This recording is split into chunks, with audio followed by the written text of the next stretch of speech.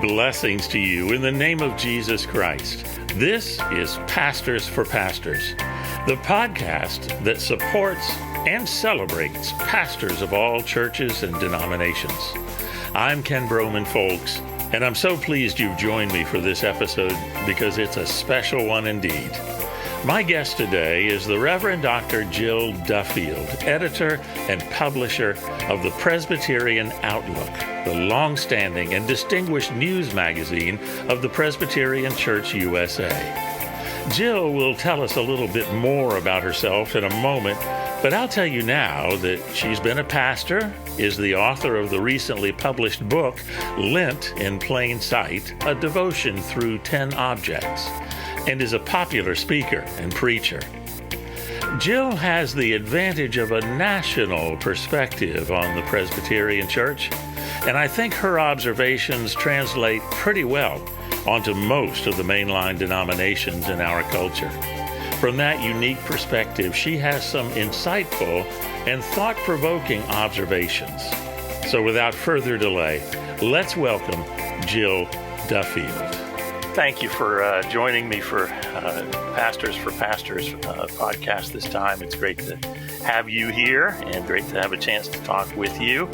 And would love for you to give us a little bit of background about yourself. We read stuff you write all the time, but don't always get to see all of the background of who Jill is. Well, thank you. Thanks for having me. It's a pleasure. And a little background, I am a Canadian native.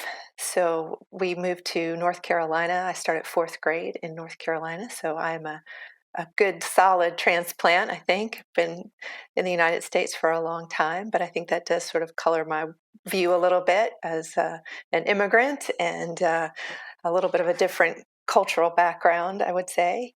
And then I went to University of North Carolina at Greensboro and seminary at Union in Richmond and DMin at Austin Seminary.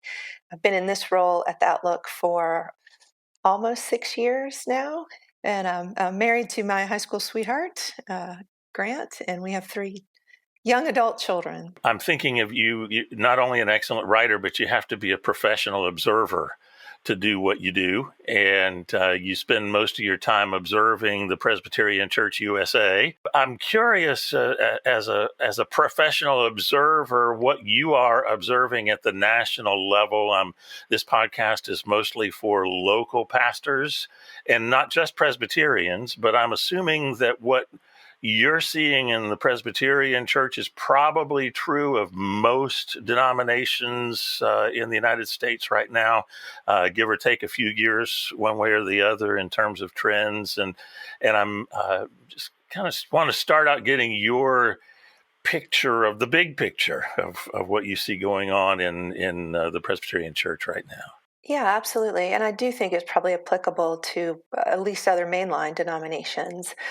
I think in the Presbyterian Church USA, we are trying to figure out what it means to be a mainline church at a time when the mainline church has lost membership and I would argue probably lost influence culturally over the last number of years, many years actually.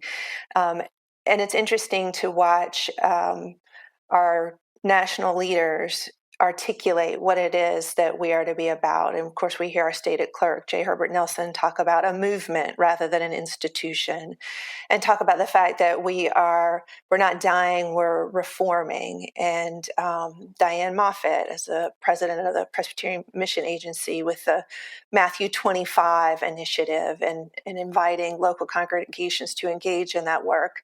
I think there's a sense of wanting the national structure to have real implications for local congregations and local communities. And I think we're figuring out how to do that. So rather than kind of a hierarchical ladder, it's more of a net, I would say, of folks coming together with shared values and finding partnerships within the local congregation, other Presbyterian congregations, but also just across shared values and communities, interfaith, secular organizations coming together to work on particular issues. And I'm seeing that being very contextual in communities, which I think is really important. What is the need in our particular community, and how is God calling us to serve in this particular place? And I think the national church wants to be about encouraging that and equipping that, and resourcing that, which I think is of great value. But I think we're very much still trying to figure that out. And I'm not sure exactly what that's going to look like over the next 5 years or so.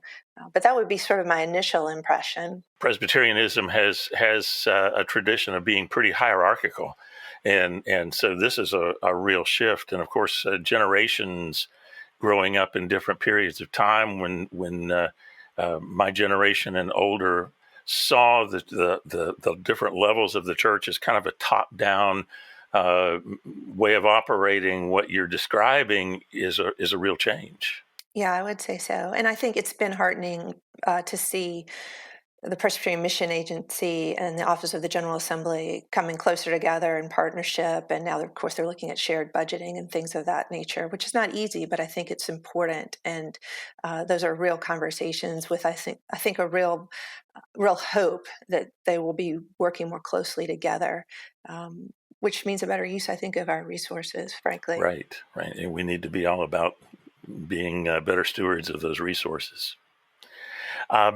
So, what are you seeing as the worries or concerns that as you interact with ministers and other church professionals, if you will? What are you seeing as the concerns, the worries that folks are having these days? I think right now, and I think this speaks to the pandemic reality and also issues of addressing racial injustice. I think that there is, at the moment, a weariness among church leaders. I think that there is a real sense of call and commitment, but I think there is a weariness right now. Folks are trying to respond to all manner of things happening in their congregations and communities and world. And that analogy about building the plane as you're flying it, trying to have online worship and trying to do pastoral care and trying to figure out what it means to have some sort of funeral virtually. All of these things are requiring a tremendous amount of energy. And I think they're tired. I really do.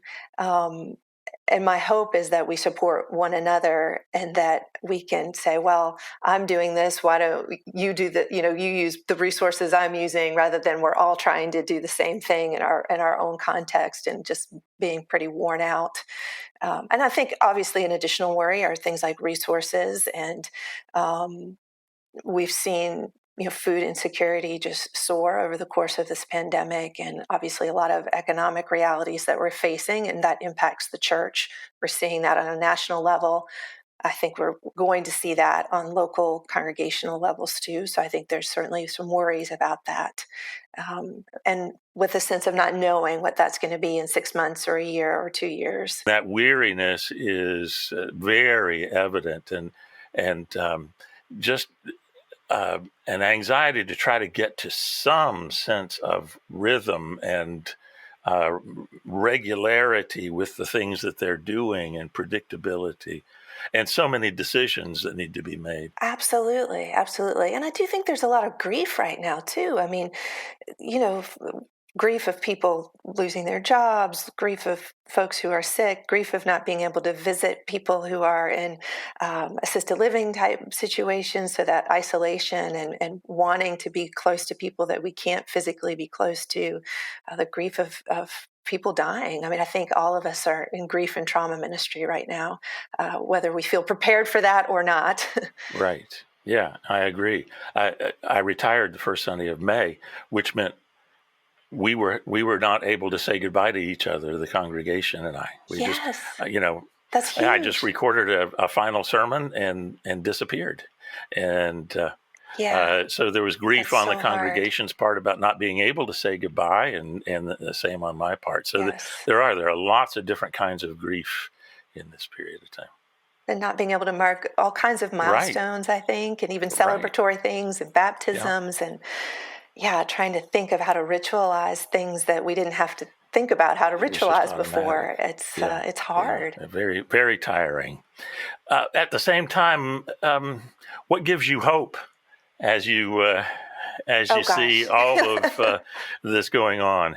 I see, a lot of things give me hope. And part of that is, our ordination vow about serving with energy, intelligence, imagination, and love. And I see people doing that, uh, not just pastors, but all manner of church folk, really trying diligently to be creative within these beautiful, horrible constraints that we have.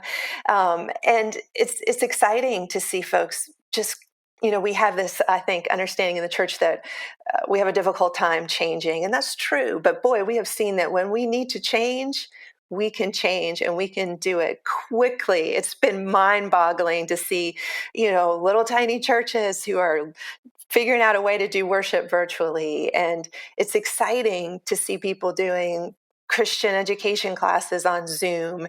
And I got to speak to a church in Houston on a Sunday morning. I'm going to speak to a church in Nashville in a few weeks. And I'm not going anywhere. I'll be right where I am right now, right?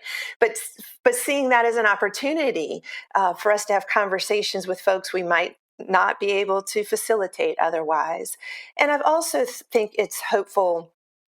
I've heard, I was teaching a series of Wednesday night classes with a church, and one of the people participating said she's in an assisted living situation. She's like, I've been at church more since this pandemic than I had been in years because she couldn't physically get to church. And now this church was offering all of these things online.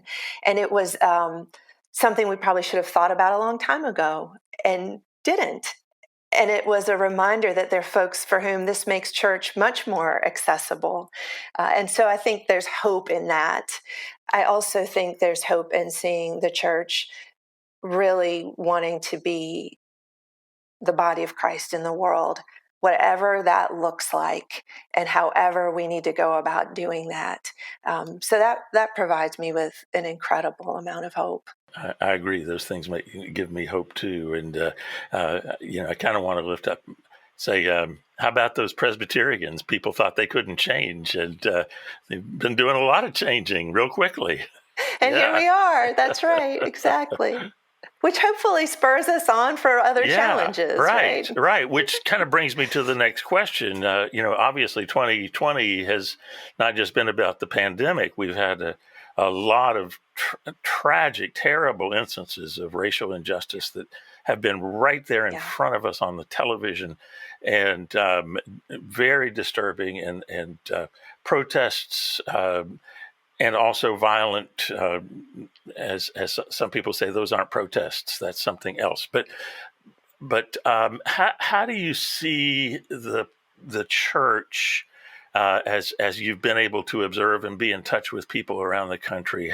How do you see the church responding to that and trying to Mhm. take that all in? First of all, I would say I see them responding to it. And I think that is good news. I see all kinds of different congregations in different parts of the country looking to be informed, to educate themselves, to read and discuss and have uncomfortable conversations, to look at their own histories, both personal as congregations, and say, how have we participated in systemic racism? How have we both done that unknowingly, and how have at times we done that knowingly? And then in light of that knowledge, what do we do now? And I do think there is a hunger not only to talk about these things, but to act on them in ways that reflect the gospel of Jesus Christ, in ways that really hold up the Galatians about, neither male nor female, and that there is this, that we are to be united in Christ, and that unity means equity and justice, and not just in our personal relationships, but in our corporate life together, and in policies. I see people getting engaged with the Poor People's Campaign. I see people getting engaged with our social policy efforts in Washington, D.C. I see people in their own local spheres of influence saying, well, where am I called to speak about this, to act about this, to show up at the zoning committee meeting? And so I think that's very encouraging. I think the challenge is sustainability, right? How do we keep at this? Because obviously it's a 400 plus year problem that we have often not addressed. And it's going to take ongoing effort, and we need to be accountable about that, and I think we need to support one another in that, and I think we need to listen to a lot of voices and live with some uncomfortableness in some of those conversations, which can be hard, and I think we need to be honest about that part too. It can be very, very hard. One of the things that seems very hopeful to me is that in spite of the things that we've seen on TV that have been individual instances of just inconceivable violence and cruelty, there seems to be a new interest or willingness to explore the idea of white privilege as a part of systemic racism. And that simply having the privileges that white folks have in our country contributes to racism, and trying to examine what it means to have the privileges that we have, that we really haven't talked that much. I haven't heard much talk about the connection between racism, systemic racism, and white privilege. Yeah, I do think it's happening, and I do sometimes hear from folks, and I appreciate these comments and questions and conversations, because I got an email from someone, for example, and I can't remember exactly what it was in response to. It might have been a book review. I can't remember exactly, but this person said, "I'm having a hard time with this term white privilege.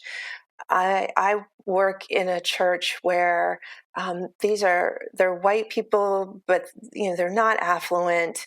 They're farmers. They're et cetera, et cetera. And so I don't think this works. I don't think they would say that they're privileged." And so, and I appreciated that, right? So we could have an exchange. Well, what does it mean then? What is white privilege? And certainly there's intersectionality, but it means that there's not been policies that have prevented you because of your color from having access to housing or education or loans or all manner of things. So I think part of that conversation is understanding what we mean when we talk about white privilege, and looking at that historically and in terms of policy. And I think there's a friend of mine who talks about compassionate engagement, right? So being able to say, okay, let's have this conversation, rather than, what do you mean you don't have white privilege? Of course you have white privilege, right? And I think so it's incumbent upon us too to be able to meet one another where we are, when there is an openness to learning and thinking together about these things. So I welcome those kind of conversations, even though sometimes those two are challenging. Right. An example of that, I thought it was a really interesting editorial that you wrote about from General Assembly of our denomination this summer, and the concept that I'd never thought of before, but it made a lot of sense. You really kind of opened my eyes to thinking about it differently, and that is that our polity, which is kind of based on the idea that majority rules. When the majority is white and most of us are middle class or above, When it comes to taking votes and making decisions, it means the white middle class and above people generally win those votes. And I hadn't thought about that in the sense of white privilege or systemic racism in our denomination. And I'd love to hear you talk more about that, because I thought that was fascinating. Yeah, and I hope that editorial has generated conversation as much as anything. I think that as Leslie Scanlon is our reporter for the Outlook, and she's the one that said to me, and it made its way in that editorial, is sometimes we don't know what we don't know. And it becomes just our norms and the water in which we swim. So we don't look very critically at what are the values that are baked into this. And subsequently, what voices are we hearing? What voices are we privileging? What aren't we open to, just as a result of the structure that's in place?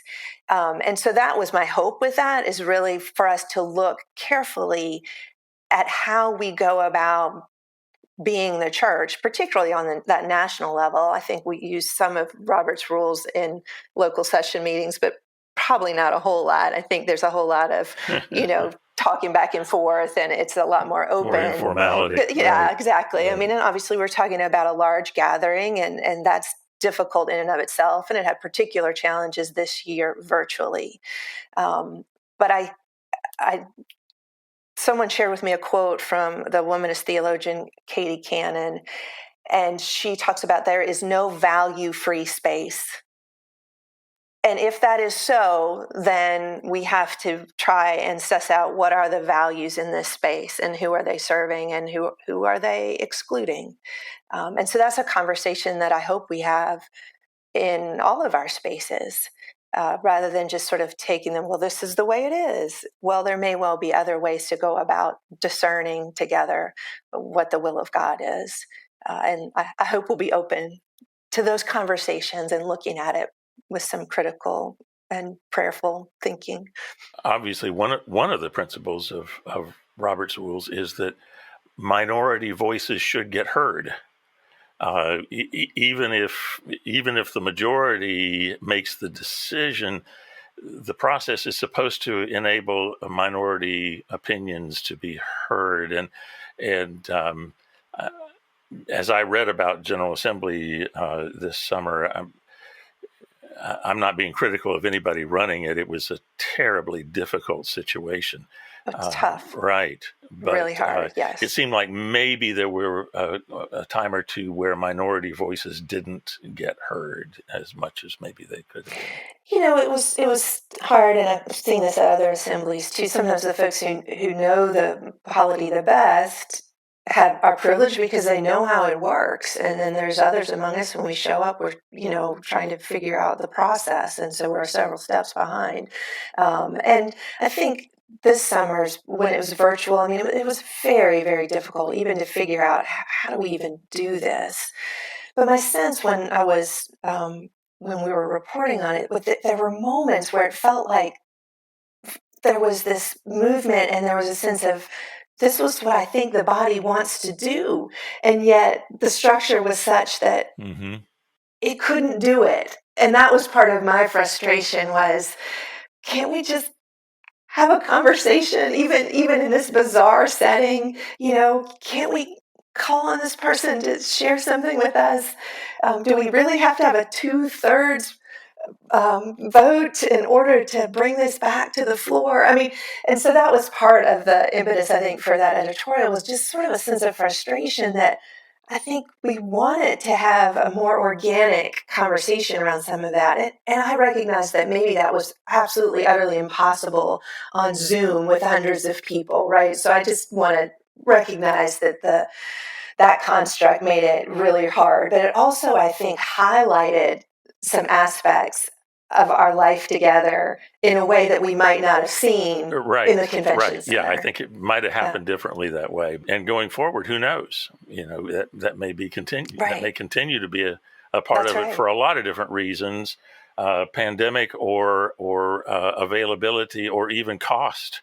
And cost, absolutely. Yeah. It's also an election year. And, I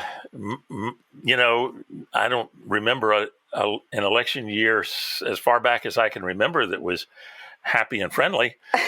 But this seems to be the most opposite of happy and friendly that I can remember. And with the inability of people to be in person and sit and look at each other and talk to each other, it just seems to me that social media has just become so divisive and so alienating. And I'm just curious your thoughts about that, because it just Yeah, yeah. And I also think everyone is so stressed. I just think that our current reality is that we're all pretty anxious, pretty stressed. And so it's not likely that we're always going to act out of our best selves, right? And that gets highlighted and heightened, I think, in this election season. And it is easier when it's somewhat anonymous over social media to say something or respond in a way that we might not if we were face to face with people. And I have found in this role that when folks sort of just come at you at, DEFCON 10 with a comment or something or an email, I have found that when I respond, and I always say thank you for your email. I try to sincerely mean that, because people have taken the time to reach out to me, even if it's because they passionately disagree with me.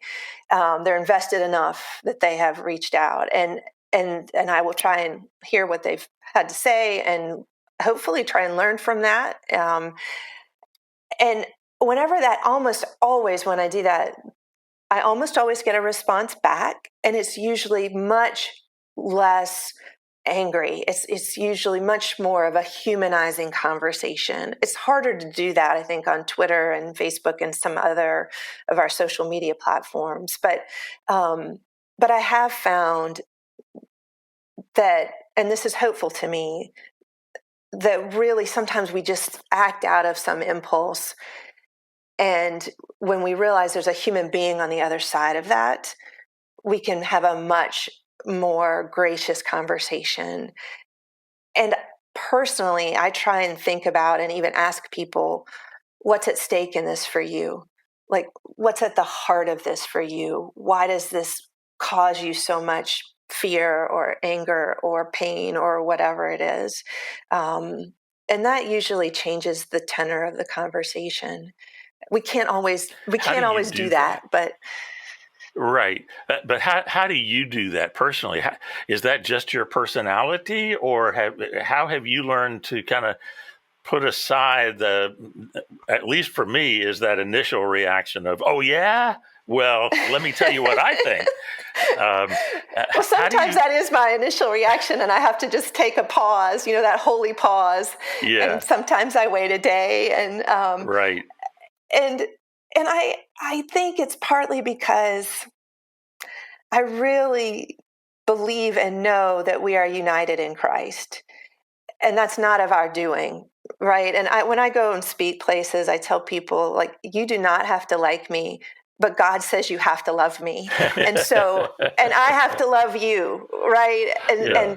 And so I try and remember that, and some days better than others, Yeah. Right. right? Sure. um, and Jonathan Walton, and I heard him speak, I think it was at a Next Church conference, and he talked about the importance of being able to articulate your moral framework.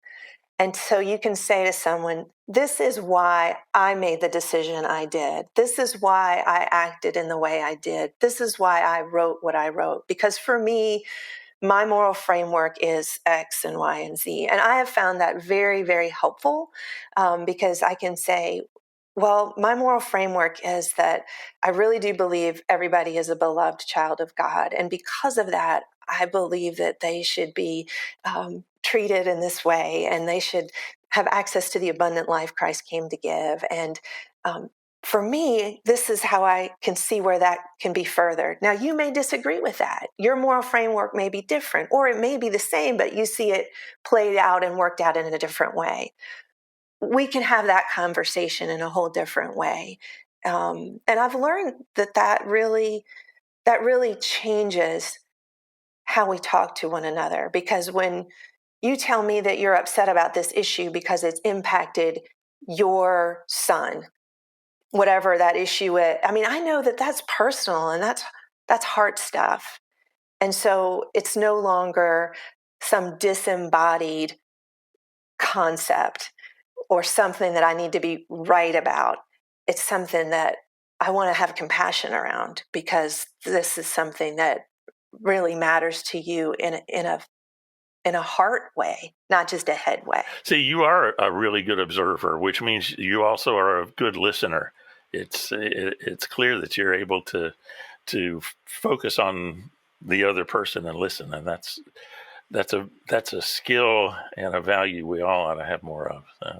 I admire that. One of the things that I've been reading and hearing is that in many ways the pandemic and maybe all the other things going on and blending together have sped up some changes in our culture and in our church that were happening anyway. It's just happening faster because it's had to be with the pandemic. And I'm curious as to how you see that happening, and what do you think are the things that after the I don't know that the pandemic is ever over, but after we've gone back to being in person in our worship and in our daily lives, what do you see as the changes that we'll take with us and will become a permanent part of church life? Yeah, I've been thinking about that a lot, and I do think it has sped up some changes, and I think certainly there's some gifts in that.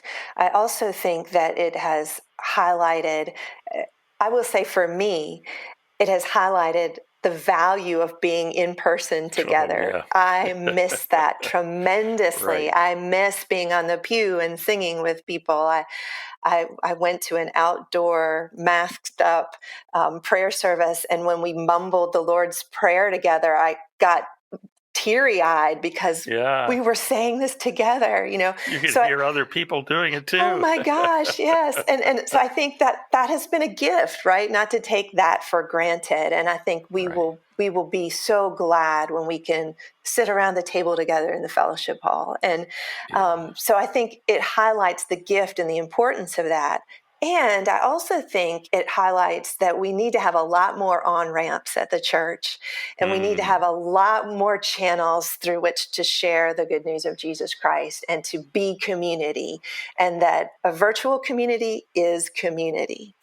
And for some, that is the way that they will access the community and will be a part of worship. And that is okay. That is not going to be somehow less than.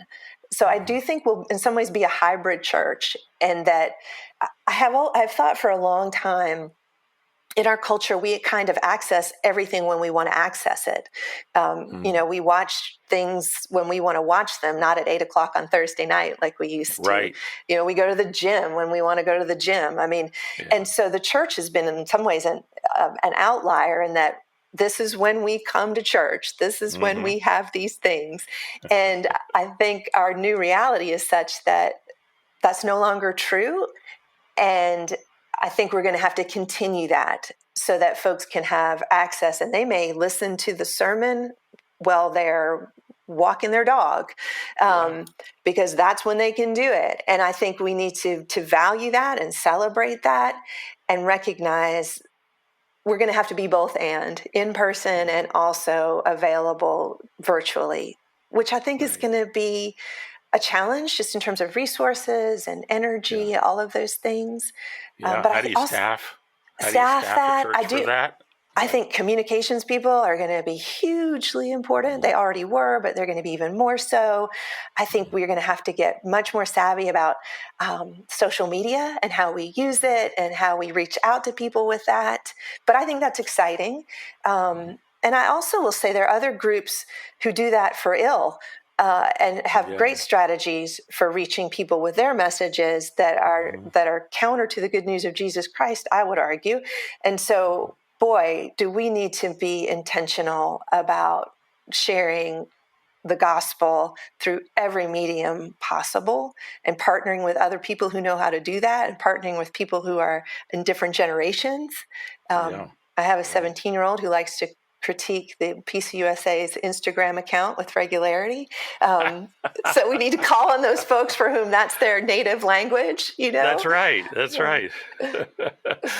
Your 17-year-old could get a job.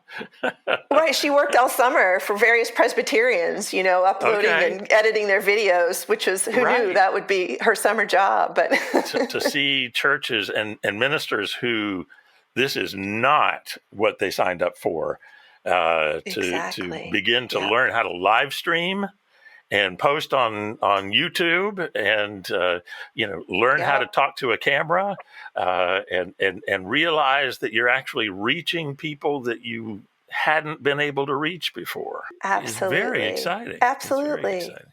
And it's fun, right? When you have a Bible study and there's people from, 4 different states and occasionally a different country, and you connect in that way that you could have before, but you never thought to do it necessarily. So there is some hope and energy and some creativity around this that I think it's going to energize the church in a new and different way, and make it accessible in ways that perhaps it has not been before. As I said, the woman in the assisted living place was like, I've been at church more this month than I had been in years, right? Yeah, that's right. That's right. I do think that's exciting, and it is one of the pandemic is not a good thing, but it's one of the good things that God is bringing out of it. I think is forcing us to do things that we should have been doing anyway, and now we have to do it. Right. And and in that way, reaching folks and connecting with folks. And I hope we're being kind of gracious with one another and being able to fail forward sometimes, and just say, we're going to try this, and this is not our wheelhouse, and this is new to us, but boy, we're going to give it a go. And I think there has been some forbearance, some mutual forbearance around some of that. Right. And now everybody knows what it is when Zoom freezes up. And, we've all had those moments when our cat jumps on our lap, and there's sort of a humanizing factor to this that has actually, I think, been a gift. It's in a lot of ways. Yeah. You get to see each other in our homes, right? And, with the dogs and cats and kids. Absolutely, absolutely. This has been fun. I'm just curious, is there anything else that you would like to share? Anything that we haven't talked about that is on your mind, or that you'd like to talk about? Well, it's been a gift to be with you, so I'm most grateful for the invitation. And I think that I would say that as challenging as this season is, I do believe that it is shaping us in ways that we can't yet see, but that God will nonetheless use. And I'm hopeful, even as I know we have so many folks who are really hurting right now, but I think that we're beginning to see things that other people probably have lived on a daily basis.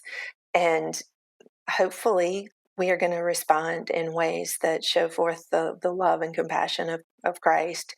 And I really believe that that this is going to be a generative time on the other side of whatever the other side of this looks like. It'll be incremental. I don't think that's going to be a back to normal.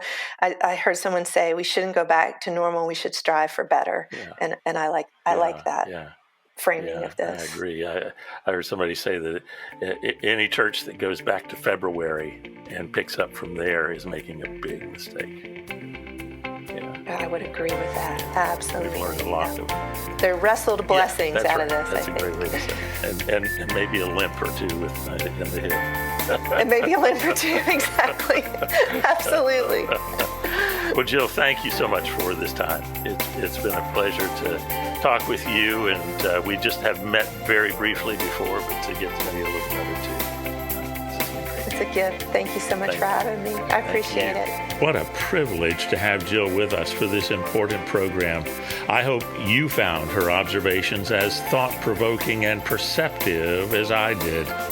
We are surely in a time of reformation and revolutionary change in the culture and in the church. And Jill's insights, I thought, were right on target. If you have feedback you'd like to offer on this or any other episode, please email me at pastorsforpastors2020@gmail.com. That's pastors, the number 4, pastors2020@gmail.com. If you haven't done so already, please subscribe to this podcast and give it a positive rating so it'll be easier for other pastors to find when they search for a podcast like this. Thanks again for joining us. Until next time, I'm Ken Broman, folks, and this is Pastors for Pastors.